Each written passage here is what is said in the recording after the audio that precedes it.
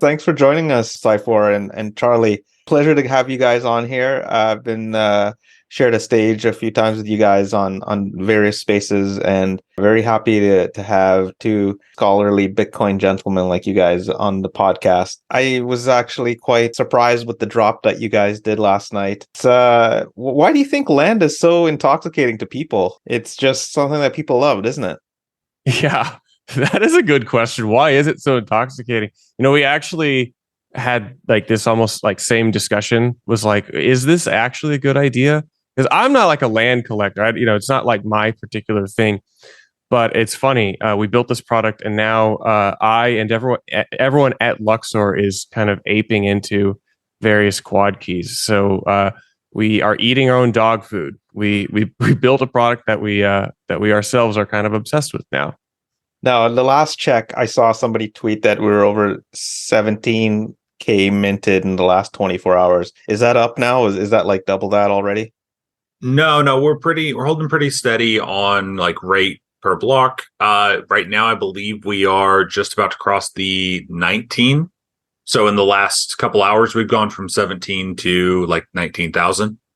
Cool. And I think some people anyways, are buying these without even knowing what they are.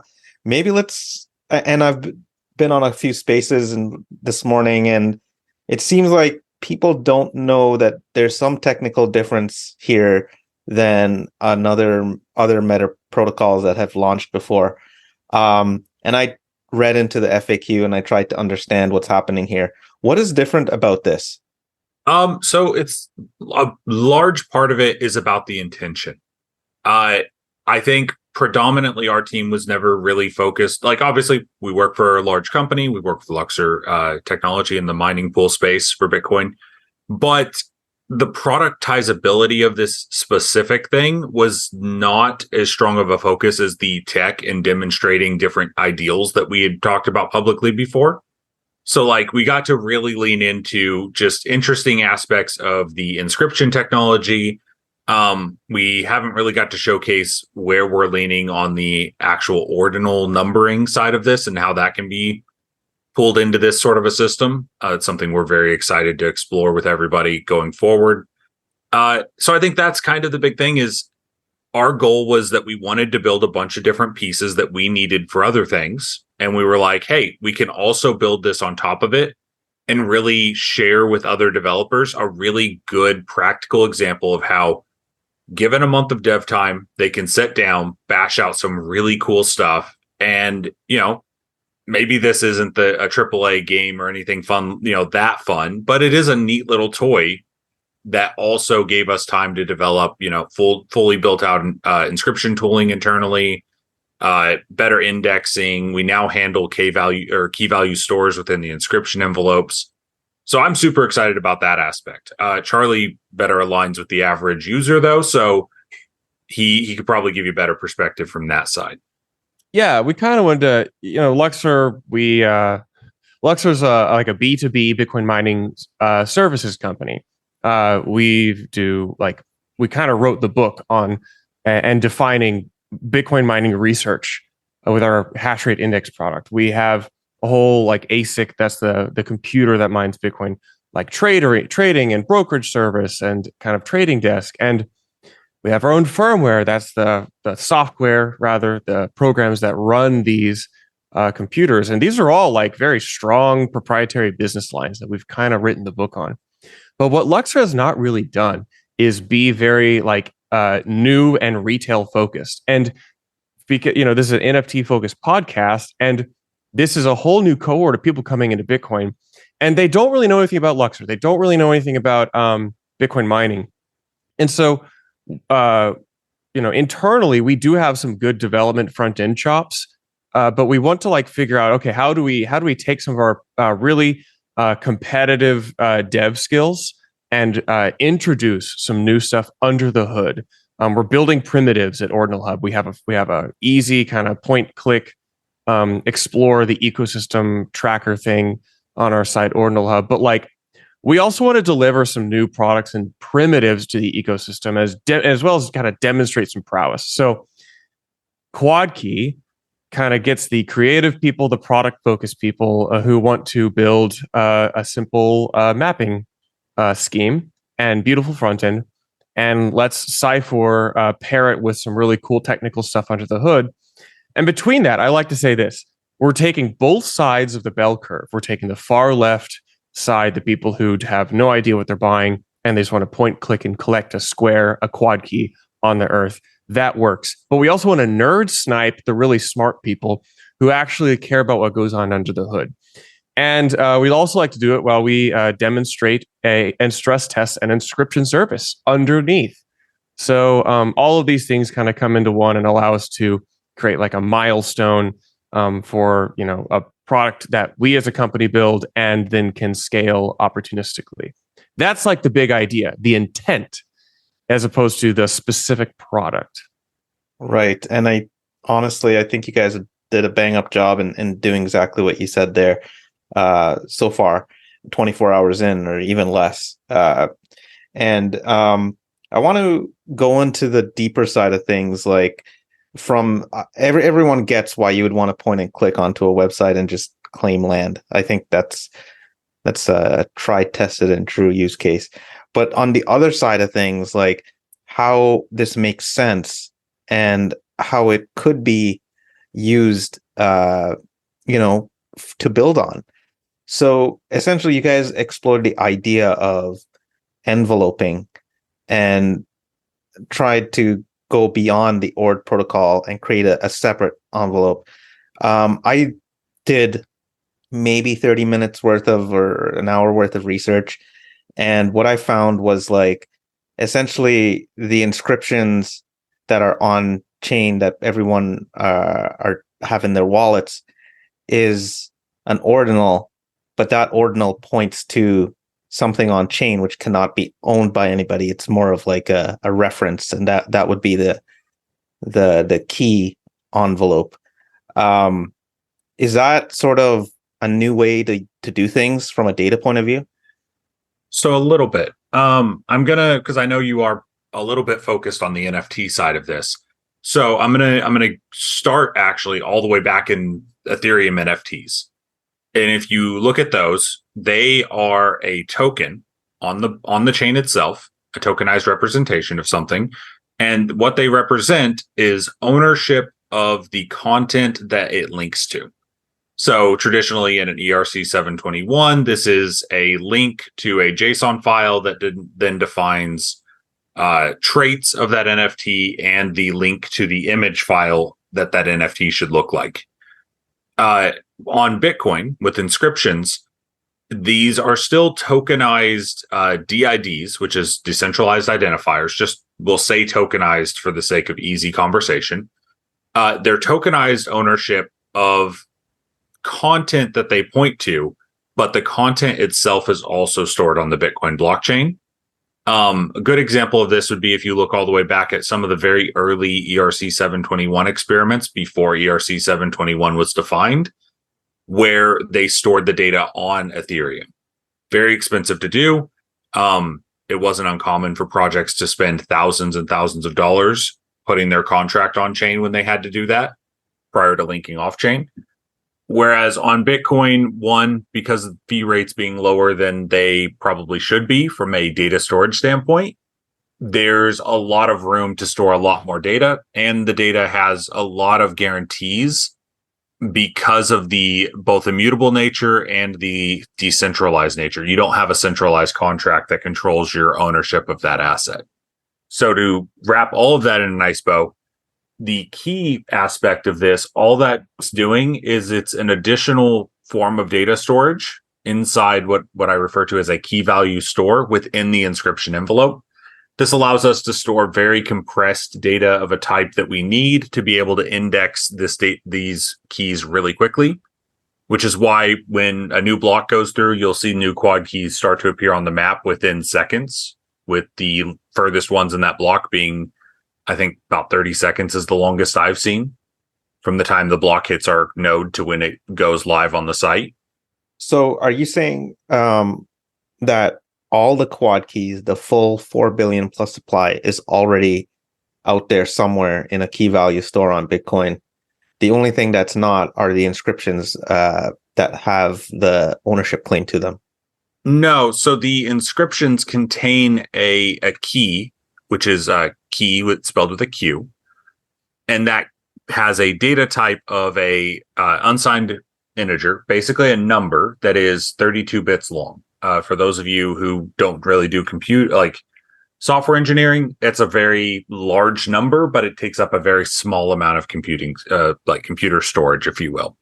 These are included in the time of inscription. What is already on chain, though, is if you've seen the image of a quad key, probably on ordinals.com, Ord.io, OrdHub, whatever explorer is your preferred, viewer, you would have seen them and seen that they have both an image representation with a really nice background image, our logo, and the number of which quad key this is. Those assets are actually fully on chain ahead of time, including a full-fledged font that we use for the text there. And those are referenced from the quad keys themselves when they're inscribed, with ownership being effectively on the ownership of the inscription itself is tied to the asset you hold in your wallet, your Bitcoin that is inscribed, right? But ownership of what we're referring to as a quad key for the purpose of our meta protocol is the asset that was first created that references that specific key with a Q.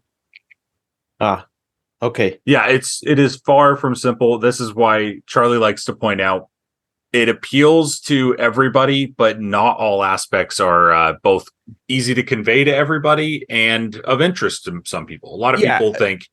Sorry about that. Go right ahead. Oh, I was going to say, yeah. Well, like when I talk about like nerd sniping, right? It's the right side of the bell curve. This is Psifour's specialty. Is he can dazzle the person who is very attentive to what is going on under the hood, and that's also just hard to communicate to most people. Even like a lot of developers who spend a lot of time building in the Ordinals ecosystem can barely follow what we're talking about. Besides, kind of grasping the idea or the concept of an envelope. And so this is where like our product focused team wanted to build something which is broadly appealing. And that's where Quadkey comes in, because it's a very simple concept. It's not really novel. I mean, everybody's been doing this kind of thing on various blockchains for a long time. But this is a pretty common standard mapping system, like a very well-recognized, broadly understood cartography system. And the way Quadkey set up is that we can build and continue to expand on it. It's simple things like, taking the quad keys and assigning them traits, like they're in a city area, a rural, it's forest, it's land, it's water. And we can add like densities, or we could get really complex with like population densities. We could overlay other maps on top of this and assign attributes to these quad keys. Additionally, we can connect these to other inscriptions. They are recursive. And so future quad keys could recursively point to other inscriptions alongside it. So you can kind of choose what your quad key looks like. And our thought is like, we can develop this opportunistically, but also other people can develop this. This is an open system. The quad key structure is very simple. The binary, that is the 15. How many characters is it? The number of characters that make up a quad key, or number of integers that make up a quad key, is pretty standardized. Bits. 30 bits, yeah. And you can just kind of go and build whatever with that. We saw like what happened with bitmaps, and Sai and I are like comically critical of bitmap. But the reality is that people built a lot of stuff on top of that. And that's not to be like discounted. Like if people want to build things, then let them build. I think if you say, here's a rubric, here's a structure, feel free, go hog wild, then that's kind of the idea here. It seems like it's like a social consensus mechanism for location. It could be. So we had kind of been really vague about what we thought would be built on top of it, because the last thing we want to do as strong proponents of like permissionlessness, we don't want to be like, it'll be really good for this one thing, and that's all people can ever imagine. because that's how the real world works. If you tell somebody A is used for B, they will use A for B for the rest of their life without realizing that A does a lot more than that. But I will give a couple examples of things that we've either discussed would be really neat, or I've had people reach out privately that said that, hey, could I build X on top of this? And this is things like a GPS enabled gaming. If you played Ingress, Pokemon Go, any of that line of games, a lot of them from Niantic, where because we now have a soft ownership of a location. Obviously, you don't own any physical location on Earth. If you please don't go try to kick anybody out of their apartments. But because we can say, you own the geospatial positioning of this space, we could very easily build games on top of that resemble. In my case, I'm very excited about the idea of a Farmville style GPS enabled game. I would love to have a good reason to go walk around, a couple times a day, go walk around my neighborhood and on my phone, tap on my little plots of raspberries or whatever to water them as I walk by. Very simple little things can be built like that. I've had 2 different groups, I won't state names on either of them, reach out to me regarding augmented or mixed reality. And that's a huge possibility because one of the common issues in augmented and mixed reality is how you position things in space. So it's really easy to say, let's imagine you have a red ball and it's in front of you a couple feet. It's very easy to say, the red ball is 5 feet in front of me. But what if we want to convey that position to everyone else on Earth? What system of measurement and rules do we use? Do we say that it's at X latitude and X longitude? And then how precise do we need to be to get this to be accurate? So one of the solutions to this is to develop rectangular or square play areas for VR and MR. And it just so happens the regions we've mapped make excellent square areas where you could then use relative coordinates to define the location of objects. So whether this leads to virtual reality / mixed reality, geocaching would be one cool thing. Or even placement of markers in the real world. We had an artist reach out to me last night about the idea of they wanted to overlay digital art on top of their art in the physical meat space. And that is also super exciting. So all of that is just to say there are a million different ways to use this sort of identifier. At the end of the day, it boils down to a 30-bit number, like Charlie pointed out. So it's not that different from a development sense from building on, say, bitmaps. The difference is, and you pointed it out at the very top of this conversation, we as humans get very excited about physical space. Yeah, there's something about land. It's I remember that Superman episode where Lex Luthor, blew up some land in California and it made a whole bunch of waterfront. And he said land, his dad always told him land. And it's just, I think it's within all of us to have that sort of innate passion for it.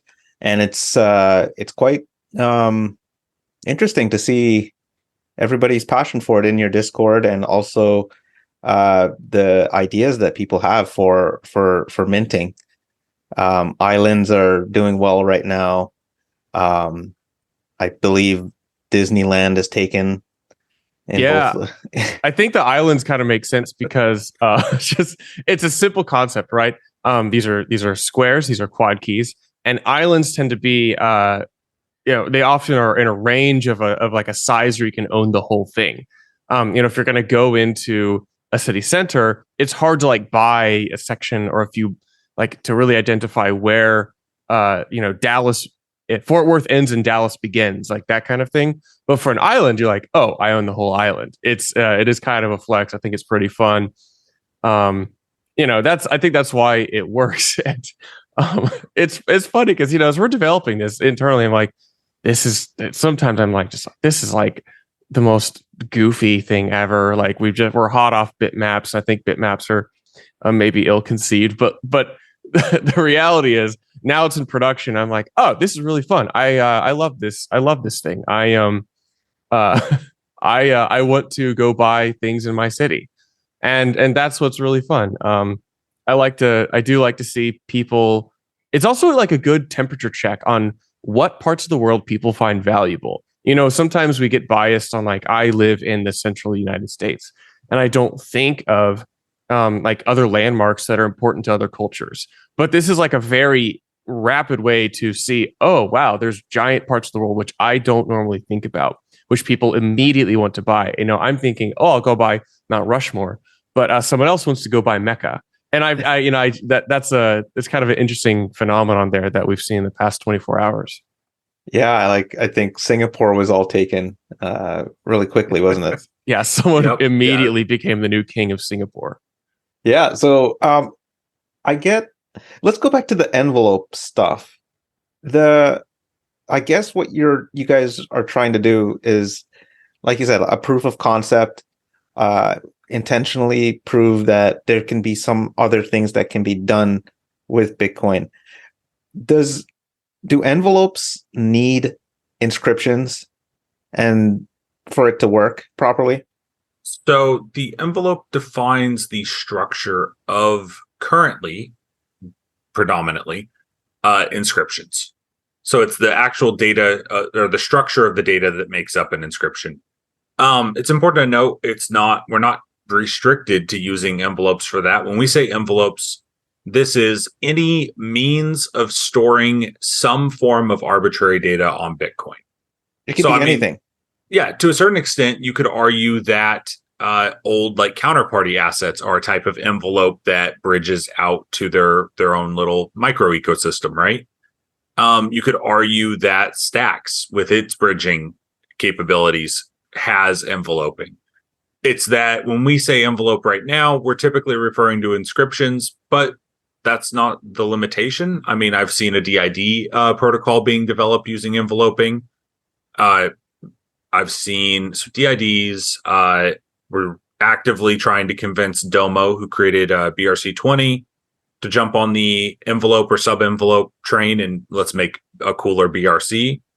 So these sort of things. There's lots of opportunity there. It's a really untapped development angle to approach things from. And this is kind of the other secret to this. Don't tell anybody. I know I'm only saying it on a podcast.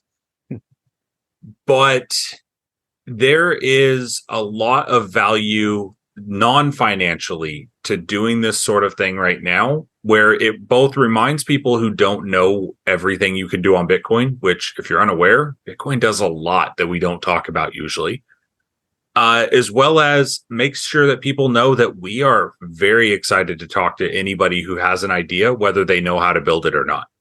Like I talk to developers all day long. I get constant DMs and I'm always, hey, yeah, what you're proposing works. What you're proposing could work, but it has these security trade-offs. But what I really enjoy is somebody who's like super passionate and motivated about this idea they have. And they're like, can Bitcoin even do this? And you get to tell them like, yeah, Bitcoin is awesome. And I think exactly this Quadkey, like you said, shows what people can do with a month's dev time. So yeah, and I'll actually even put it this way: like the front end actually was only like a couple weeks. It's really the back end of the inscription tooling, which is probably the most impressive. And this goes entirely, pretty much, to Psifour's credit here, because okay, let's roll the clock back. If you remember, like Ordinals released late January. And some of the earliest inscription, like automated inscription tools, really started coming to market at the end of February or mid-March, and they were just barely able to, barely usable, and they could do small volume and very narrow types of transactions. So that was a 2-month timeline from start to even V1 or minimum viable product. And it has really been, for a lot of these inscription tools, they have several developers working on these constantly. They're really good teams. We really like them, and a lot of them are incredibly smart, high execution people. But what we want to do is we want to build an inscription tool that is kind of very structurally sound, something that we as a B2B focused company could implement and integrate into further services. And that's the thing, is because a lot of people are not native Bitcoin developers, they're not aware of some of the what Psifour calls the foot guns of the space, where we want to build stuff that's difficult to exploit, difficult to to take advantage of, so that we can deploy this on like an institutional level. And Quadkey lets us kind of stress test this.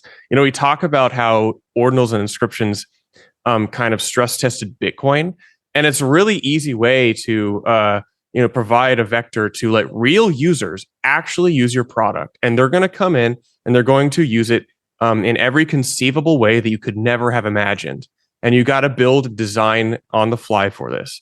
And this is kind of what we want to do, because we want our tools and our primitives to be battle tested. And this allows us to get everybody on the team, the product people, the front end people, the business manager people, all to like build together to build a product.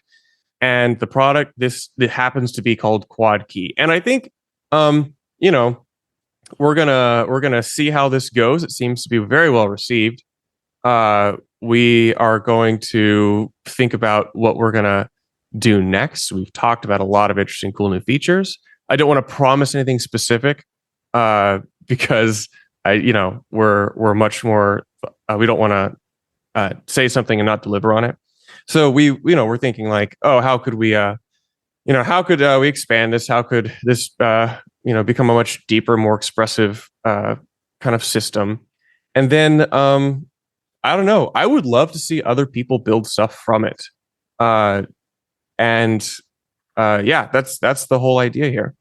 I'm gonna ask a softball and then we're gonna ask a hardball question. First question is softball, which is what does Quadkey mean? Like, why is it Quadkey? Yeah, you want to take this one, Charlie, and I'll take the harder one? Yeah, you take the hard one. I'll take the easy one. So Quadkey stands for Quad Tree Key, and it's a spatial indexing system. It's quite common in cartography. And basically, you divide up a map into a quadrant or 4 squares, and each quadrant you further divide into quadrants down to a level that makes sense. So down to a level until you get to a square as small as you kind of want the size of your average of your square across the system to be. And then the kind of way these squares are numbered when they become quad tree keys is fairly systematic. And you basically start in the top left quadrant and you go across according to a system. And it's a bit of a fractal. So each quad key, you expand it bigger until you get the whole map. So that's what a quad key is. It's pretty simple. We have it explained in our FAQ if you go to the website. And is there like a supply max to it, or is it consistently growing? Yeah, so we chose a certain zoom level, or called like zoom level 15, and that basically means we just go 15 squares deep, and that gets you to a square about the size of a city block in the United States, and or it's a large city block in the United States, and the supply numbers are actually pretty intuitive. Let me pull them up here. When we go to zoom level 15 across the entire Earth, there are like 4.3 billion quad keys. But then how much of those quad keys are meaningful? So, a third of the Earth is land. So that means there's about 1.24 quad keys on land. And in land, there's a percent of that which is urban. And so that means about 37 million quad keys would be in classified urban areas. And then of dense urban areas, like dense city centers, that's about 1.1 million. And so that actually gets us to both a reasonable zoom view, where it's about like the size you can wrap your head around, as well as, 1.1 million of something, of a supply of something, is kind of a high level. Like, we don't want to try to be selling trillions of these, and we don't want to be selling like only 1,000 of these. This is kind of an intuitive level where we're like, if this catches on and only 10,000 are minted, that's great. If this catches on, there's 500,000 or all 30 million minted, that's great. So it allows us to kind of set reasonable expectations for the success of this product. And does that 4.3 include Antarctica?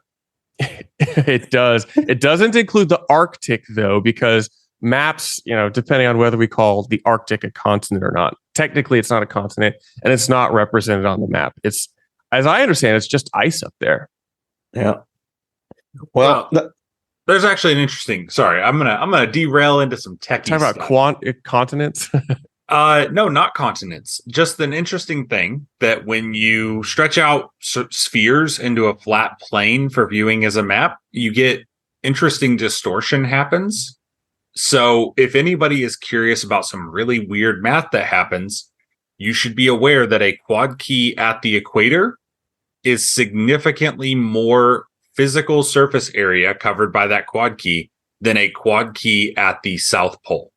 And this is due to the way maps are projected. So just a really interesting thing that you could, if somebody wanted to really dabble with that, they could do the math and figure out the actual square footage difference.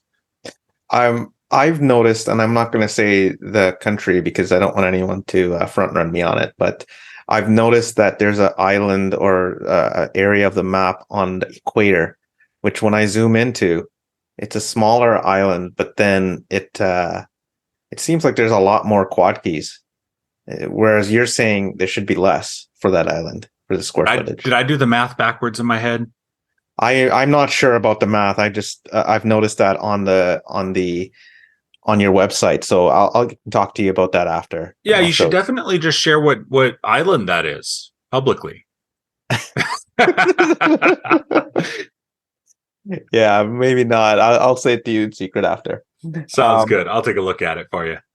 Yeah, and a lot of people are having some kind of like cynical views towards this, like it's just not a pun here, but another ways for miners to, I was going to say land grab, but this is just another way for miners to extract more mining fees. And I don't feel like this was the case because it was well thought out.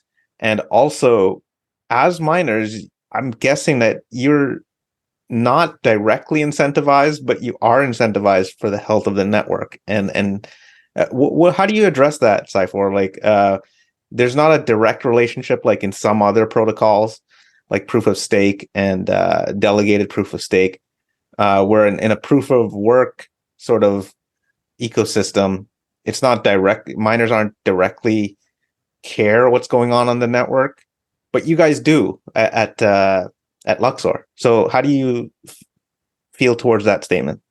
One, that is one of the best questions I've had in a long time. And to kind of dig into it, there's always an incentive. Anytime fees go up is good for miners, but I am a cypherpunk before I'm a miner in Bitcoin. And with that in mind, anything that makes the network have a better security model that I can have more faith in is beneficial to me. But I would go even one step further and say, what's good for miners can be good for you if you just mine as well. So if somebody's in a position where they can justify the power expense to mine, maybe they got a really good deal on power, maybe they live out in the country next to a windmill or wind turbine.